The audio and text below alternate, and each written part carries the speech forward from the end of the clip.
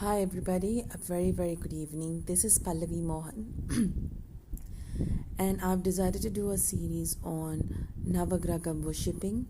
A lot of you have been asking and a lot of you have been seeking as well. So did I.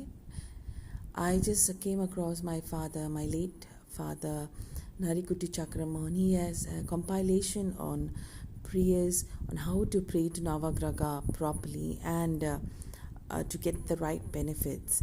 I'm unable to quote the author or where is this from because it's just a photocopy of a very old paper photocopy of a very old book, which is bits and pieces here. So I've just compiled it according to the numbers as much as I can. So I am trying to do my very best to give you all as much details as possible, and I'll be doing a series on it. I do not know how does this work because it's going to be an audio. There's no video to it. So I'm trying to keep this worthwhile for you guys, okay? So before I go into Navagraha worshipping, there's some basic things, some basic Hindu principles that we have to follow. Before you can understand and conduct a proper Navagraha puja, you must first understand some of the basic principles of Hinduism. These basic principles are explained in the chapters ahead.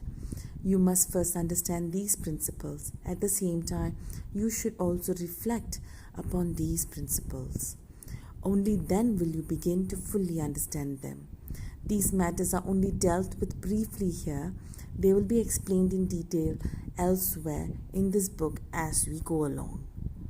The first point is, rebirth is to experience the effects of karma. Karma is a very big role, so that's the purpose of this rebirth if you believe in rebirth. Every living being in this universe is an individual soul.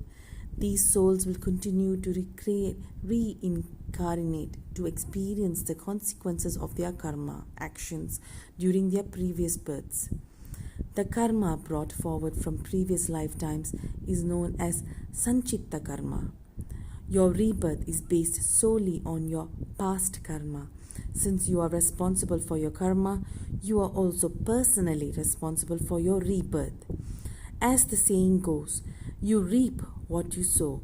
A great saint called Kanyan sang in the Purananur hymns that Tidum Nandrum Piranda Vara. That means your good fortune and ill luck are not caused by others. It is certainly the truth that the good fortune that you enjoy or the misfortune that you suffer in your lives are your own doing and not caused by others. That is karma. Therefore, neither God nor the Navagrahas are responsible for your success or failures in this life. In fact, no one else is responsible, only you are. You are responsible for your own karma. Only you and nobody but you. The second point is, what is the role of a Navagraha? If we are destined and we decide and we are the cause and responsible for our karmas, then how does this Navagrahas how do they play in our life? Why do we pray to them? Everyone suffers the consequences of his or her own karma. However, the responsibility of determining when, where, how, and by whom, and for how long you have to suffer the consequences of your karma has been delegated to the Navagrahas by God.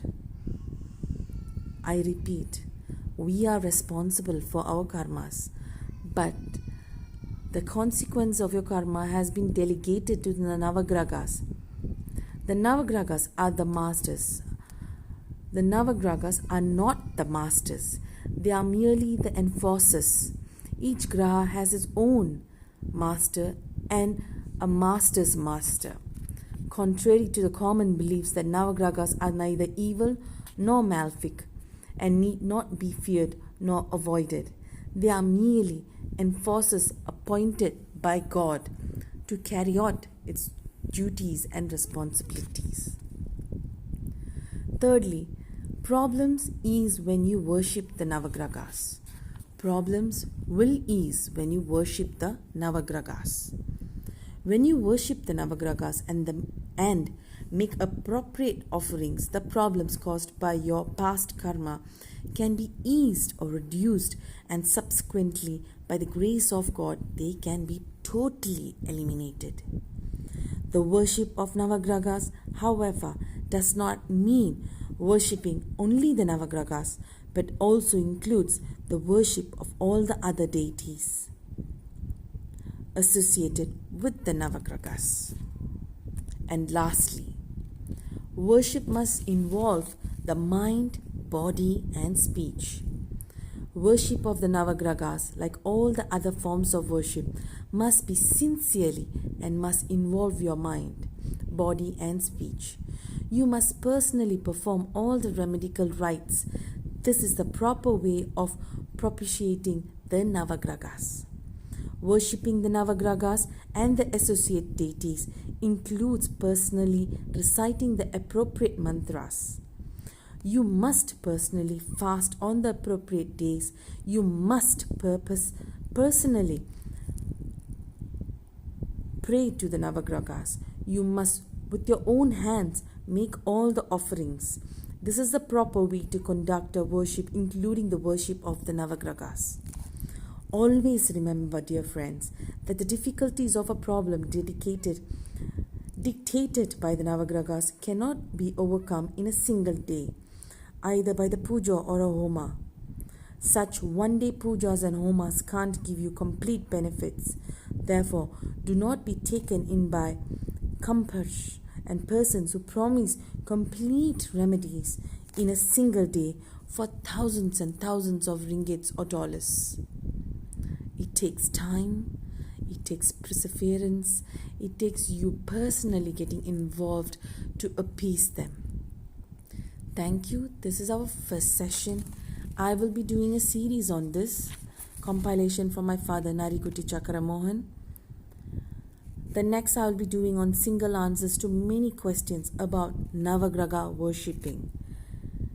So till then, my dear friends, there might be mistakes in my recording, but I am trying my best to give and understand what I can understand and offer you as much as information I can on Navagraha pujas.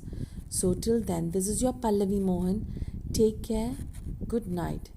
Today is the 26th April 2020, and this is the beginning of a whole new row of series of Navagraha pujas. Nandri, Namaskaram, Vanakkam, Vandanam. Thank you.